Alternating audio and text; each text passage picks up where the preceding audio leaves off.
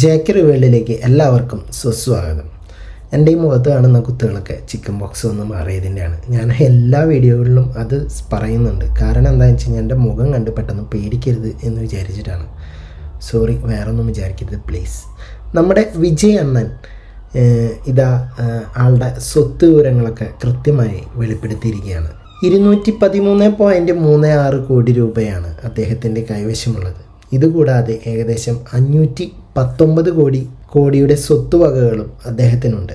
സ്വർണത്തിൻ്റെ കാര്യമെടുത്താൽ 1.20 കോടി രൂപ വിലമതിക്കുന്ന 883 ഗ്രാം സ്വർണമാണ് അദ്ദേഹത്തിനുള്ളതെന്ന് നാമനിർദ്ദേശ പത്രികയിൽ നിന്ന് വ്യക്തമാക്കി. സത്യം പറഞ്ഞാൽ വിജയ് ഇത്രയും സുതാര്യമായ കാര്യങ്ങൾ അവതരിപ്പിച്ചത് ശരിക്കും അഭിനന്ദിക്കേണ്ട ഒന്ന് തന്നെയാണ്.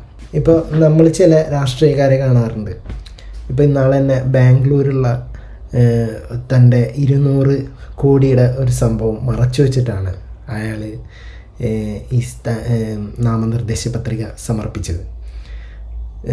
ഞാൻ ആളുടെ പേരൊന്നും പറയാൻ ഇവിടെ ആഗ്രഹിക്കുന്നില്ല.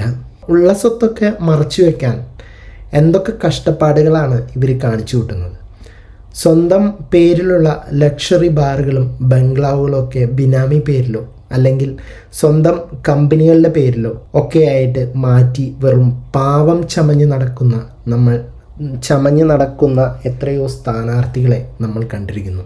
സമ്പത്ത് കുറച്ച് കാണിക്കാൻ വേണ്ടി പലതരം തരികിടകൾ കാണിക്കുന്നവരുടെ ഇടയിൽ താൻ അധ്വാനിച്ചുണ്ടാക്കിയ ഓരോ രൂപയുടെയും കണക്ക് ഇങ്ങനെ വെട്ടിത്തുറന്ന് പറയാൻ ഒരു പ്രത്യേക മനസ്സ് തന്നെ വേണം. ഈ ഒരു സത്യസന്ധത മറ്റുള്ളവർക്കും ഒരു പാഠം തന്നെയാണ്. രാഷ്ട്രീയത്തിൽ ഇറങ്ങുമ്പോൾ ആദ്യം വേണ്ടത് ഇങ്ങനെയുള്ള സുതാര്യതയാണ്. ഏതായാലും അണ്ണൻ്റെ ഈ നീക്കം സോഷ്യൽ മീഡിയയിൽ വളരെ വലിയ ചർച്ചയായിട്ടുണ്ട്. പിന്നെ പറയുകയാണെങ്കിൽ രാഷ്ട്രീയത്തിൽ ഇറങ്ങിയ സമയം മുതൽ അണ്ണന് 8ൻ്റെയും 16ൻ്റെയും പണിയാണ് കിട്ടിക്കൊണ്ടിരിക്കുന്നത്. ആദ്യം കരൂര് ദുരന്തം, അതിൻ്റെ ക്ഷീണമൊന്നും മാറി വന്നപ്പോൾ തന്നെ അവസാനത്തെ സിനിമയായ ജനനായകൻ ഇപ്പോഴും പെട്ടിയിലിരിക്കുന്നു. അത് പോട്ടെ എന്ന് ആൾക്കാർ വിചാരിച്ച് നിൽക്കുമ്പോൾ കിടക്കുന്നു അവിഹിതവും ഡിവോഴ്സും. ഇപ്പോൾ തെരഞ്ഞെടുപ്പ് ചട്ടലംഘനം എന്ന് പറഞ്ഞ് പോലീസ് കേസെടുത്തിരിക്കുകയാണ്. ഇതിലും വലിയ ഗതികെട്ടവൻ വേറെ ആരെങ്കിലും ഉണ്ടാവുമോ എന്തോ. എന്തൊക്കെയാണെങ്കിലും മുന്നോട്ടുള്ള യാത്രയിൽ വിജയ്ക്ക് എല്ലാവിധ ആശംസകളും നേരുന്നു. തമിഴ്നാടും ഒരു മാറ്റം ആഗ്രഹിക്കുന്നുണ്ട്. വിജയ് മുഖ്യമന്ത്രിയാവുമ്പോൾ അവിടെ എന്താണ് നടക്കുന്നതെന്ന് കാണാനുള്ള ഒരു ആകാംക്ഷ എനിക്കുണ്ട് സത്യം പറഞ്ഞാൽ. ഓക്കെ, ഇതിൽ നിങ്ങളുടെ അഭിപ്രായങ്ങൾ എന്താണെങ്കിലും താഴെ കമൻറ്റ് ബോക്സിൽ രേഖപ്പെടുത്തണം.